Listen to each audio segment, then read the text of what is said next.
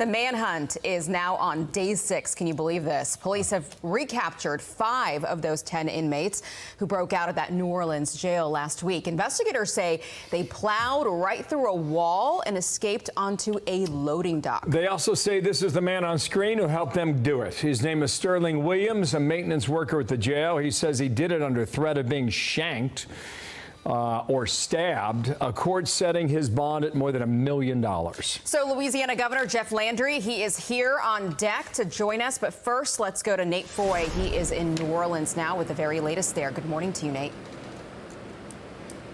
Hey, Aisha Bill, good morning. We are halfway through this manhunt with 5 of the 10 escaped inmates captured at this point, but 5 of them are still out there. The most recent arrest happened last night just outside the French Quarter where we are this morning. Let's take a live look at our Fox News drone. We're live on Bourbon Street, and remember, the first inmate immediately after the escape was captured here in the French Quarter. So tourists, residents all have their heads on a swivel as these 5 dangerous men remain on the loose. But feeling a little bit better after 19-year-old Corey Boyd was taken into custody at a housing development last night. He's now being moved to a state facility and could face additional charges. Boyd was originally jailed for second-degree murder, aggravated battery, and threatening a public official.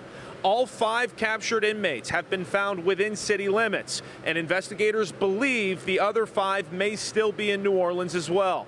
Here they are. Take a look. Derek Groves, already convicted of multiple murders, and Lenton Van Buren and Jermaine Donald, both charged with murder as well. Most of these, if not all of these individuals, grew up in New Orleans. You know, they were young children really around the time of Hurricane Katrina. Their resources are here. So I really expect that they are probably staying around here. Prosecutors say a jail maintenance worker turned off the water in a cell so the inmates could remove a toilet and slip through a wall. Sterling Williams, 33 years old, claims an inmate threatened to shank him. He still faces 10 counts related to facilitating the escape and 1 count of malfeasance in office. His bond was set at $1.1 million. Now, the Orleans Parish Sheriff, Susan Hudson, is taking a lot of criticism for this security breach, and as a result of it, she has suspended her re-election campaign, promising instead to restore trust and to ensure that the jail is secure. We'll send it back to you. Wow, a lot of fast-moving parts this morning. Nate Foy live for us in Louisiana. Here was the governor, Jeff Landry. Sir, thank you for your time and good morning to you. The sheriff that Nate just mentioned, her last name Hudson. Give a listen to what she is saying happened, possibly. As your sheriff, I take full accountability for this failure. There were procedural failures and missed notifications, but there were also intentional wrongdoings. This was a coordinated effort aided by individuals inside our own agency who made the choice to break the law. On that point, Governor, she's talking about 3 workers being suspended at the sheriff's department there. Were they working inside the jail, outside the jail, or both? Well, again, you know, Bill, right now the Attorney General is conducting a thorough investigation of what exactly happened at the Orleans Parish Correctional Facility, at the jail. And so I'd rather not comment about exactly specifics as to whether they were inside or outside. We know that 1 person has already been arrested. That's the maintenance worker who turned the water off. He was claiming that the jailer, that one of the inmates who escaped was going to shank him. And of course, you know, the sad part about it is you can believe him, because what we have saw is that 5 of 10 of the escapees had been charged with offenses while they were in jail. The DA refused those particular charges. Look, the jail and the criminal justice system in Orleans is a mess right now. It's why I held the press conference on Sunday.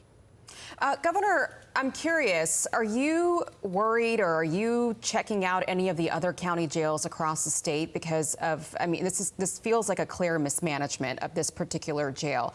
Are you looking at any of the other jails, and what happens to any staff that you find are guilty of aiding and abetting?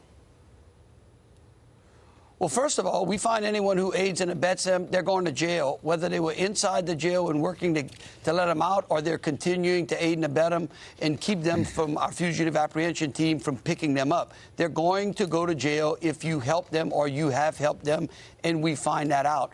That has been made clear since Sunday. Our DOC audit team is currently on the ground at the Orleans Parish Correctional Jail doing a thorough audit of the jail. That team normally works throughout the state to check parish jails and make sure they're conforming to basic jail guidelines.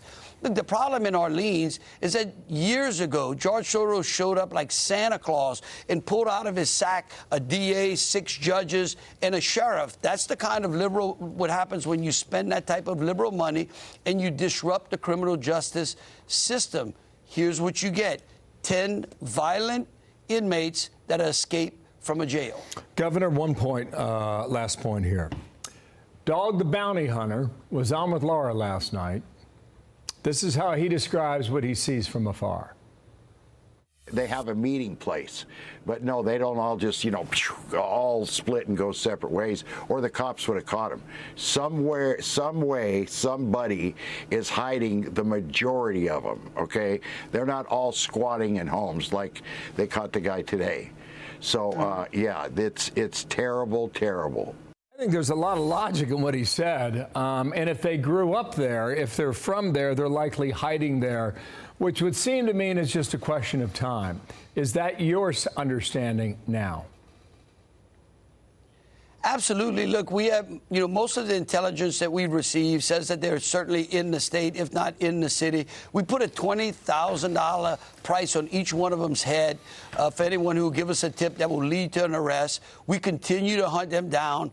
We're asking the public to help us. If you see something, say something, give us a call. We received a number of these tips. We picked up one last night, and I'm hopeful that we pick up another one again today, or certainly in the next 24 hours. I can tell you this, Bill, we're going to find them all, and when we pick them up, we're putting them in a place that they're not going to escape from. Before we go, Governor, are you offering reward money? Does that help? Yes, there's a $20,000 reward money.